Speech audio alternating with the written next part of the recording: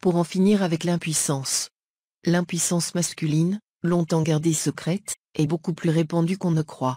On peut même aller jusqu'à dire que tout homme, à un moment ou à un autre de sa vie, en a souffert. Stress, fatigue excessive, abus de drogue ou d'alcool, voilà autant de causes de l'impuissance. Ce qui est rassurant dans les études médicales, c'est qu'on constate que l'impuissance est généralement d'origine psychologique. Bien sûr, il y a aussi parfois des raisons physiques dont, entre autres, bien naturellement, le grand âge.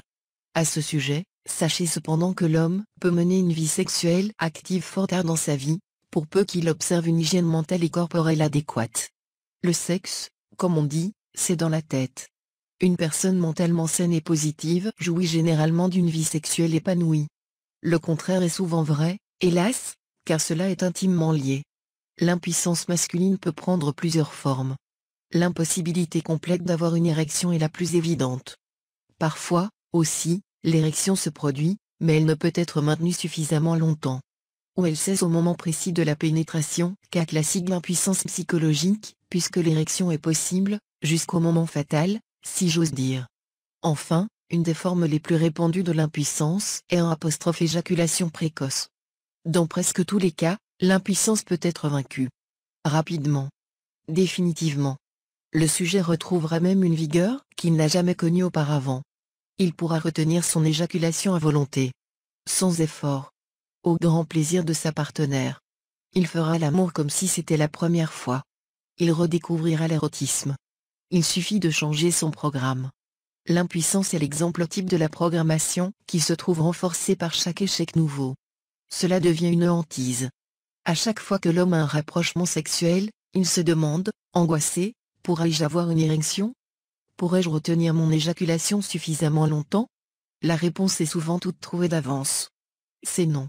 Le sujet développe une sorte de névrose d'échec devant l'acte amoureux. Reprogrammons-le. Rien n'est plus simple. Et, dans ce cas, les résultats sont la plupart du temps spectaculaires. Formule: j'obtiens aisément une érection puissante et durable. Je parviens aisément à satisfaire ma partenaire sexuelle. J'éjacule lorsque je l'ai décidé. Je contrôle parfaitement ce réflexe. J'aime de plus en plus faire l'amour. Je suis de plus en plus habile et amoureux avec ma partenaire. Je suis de plus en plus puissant sexuellement et je comble parfaitement ma partenaire. Variante visuelle: dans ce cas, je ne saurais trop vous recommander le recours à la puissance des images. C'est du reste un domaine où les images viennent aisément. Vous avez deux choix. Soit de puiser dans vos souvenirs amoureux. Revivez les nuits où vous étiez puissant, où vous parveniez aisément à satisfaire votre partenaire. Accompagnez ces images de formules adéquates. Soit d'imaginer une scène idéale. Avec votre compagne actuelle ou toute autre femme. Vous la déshabillez, vous la caressez, et aussitôt, vous obtenez une puissante érection. Elle s'en aperçoit d'ailleurs et admire votre virilité tendue. Elle vous fait des remarques flatteuses sur vos attributs virils. Après des préliminaires tout à la fois savants et fougueux, vous la pénétrez. Elle gémit de plaisir. Et vous maintenez à volonté une puissante érection. Vous contrôlez votre éjaculation jusqu'à ce qu'elle jouisse. Elle est pleine de reconnaissance. Vous aussi d'ailleurs. Elle vous félicite. Vous êtes vraiment très viril. Vous êtes l'amant idéal. La frigidité n'est plus un problème. Malgré la révolution sexuelle, tout n'est pas parfait au paradis de l'amour.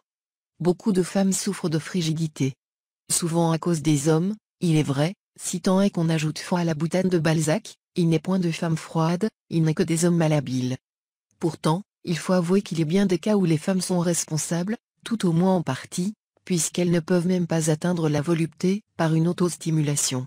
Les causes de la frigidité sont évidemment nombreuses.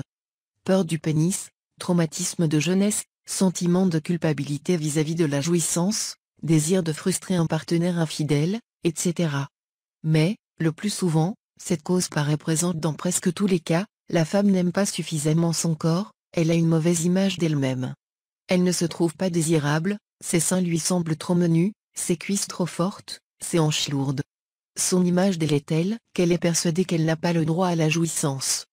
De plus, elle a souvent peur de se laisser aller. Elle refuse de s'abandonner, comme si la volupté était dangereuse. Alors que ce n'est que par elle qu'elle peut s'épanouir pleinement. Comme l'homme impuissant, elle est mal programmée. Elle doit entreprendre un travail sur soi. Une auto-analyse peut l'aider à découvrir la cause de sa frigidité. Formule: j'aime mon corps et j'ai droit à la jouissance. Je parviens de plus en plus facilement à atteindre l'orgasme. J'aime l'orgasme et je m'y abandonne complètement, en toute confiance. Je deviens une femme sexuellement épanouie et vibrante de sensualité. J'atteins facilement l'orgasme et je satisfais pleinement mon partenaire, et je deviens une femme de plus en plus désirable. Variante visuelle. Certaines femmes n'ont jamais connu un orgasme de leur vie. Elles ne peuvent donc puiser dans leur banque de souvenirs érotiques. Peu importe. L'imagination vient à la rescousse. Imaginez une scène idéale. Avec votre partenaire en titre ou un autre. Il est adroit. Subtil. Passionné et tendre. Vous lui plaisez énormément. Vous le rendez fou. Et il vous rend folle de désir. Vous vous caressez avec ivresse. Puis votre partenaire vous pénètre. Vous aimez sentir son pénis en vous. Vous êtes réceptive. Il vous caresse adroitement, vous fait exactement ce qui vous plaît, et vous atteignez un orgasme formidable. Vous vous abandonnez complètement à la volupté. Votre partenaire est débordant de reconnaissance et il est comblé. Vous avez atteint l'harmonie sexuelle ensemble. Comment éveiller le désir? Parfois, les partenaires sont parfaitement fonctionnels sexuellement. Seulement, pour une raison ou pour une autre, ils ont laissé la routine s'installer. Et du même coup le désir s'est éteint. On ne fait plus l'amour que de manière mécanique, pour ne pas dire hygiénique. Ce qui est triste, c'est que bien souvent les partenaires s'aiment encore, mais l'absence du désir les pousse à chercher ailleurs des frissons nouveaux. Pourtant, il est possible d'éveiller le désir, de lui faire retrouver toute sa nouveauté et son ardeur. Si un seul membre du couple souffre de ce manque de désir, il doit se reprogrammer. Incidemment, la routine n'est pas la seule cause de l'absence de désir. C'est souvent une sorte de tristesse, d'apathie, on a perdu le goût de vivre, tout simplement. Si les deux membres du couple sont apathiques sexuellement, qu'ils fassent ensemble le programme. Formulation: je suis de plus en plus éveillée sexuellement. Tout mon corps vibre de désir et d'amour. Je suis de plus en plus désirable et je trouve de plus en plus désirable mon partenaire X. Je suis irrésistiblement attiré vers lui. Je le trouve charmant et sensuel. Mon désir s'accroît de jour en jour et ma vie sexuelle s'améliore à tout point de vue. En conclusion de ce chapitre, soyez persuadés que l'amour est un droit. Et même si bien des couples se séparent, se disputent, le bonheur conjugal est possible. Vous pouvez être heureux en amour.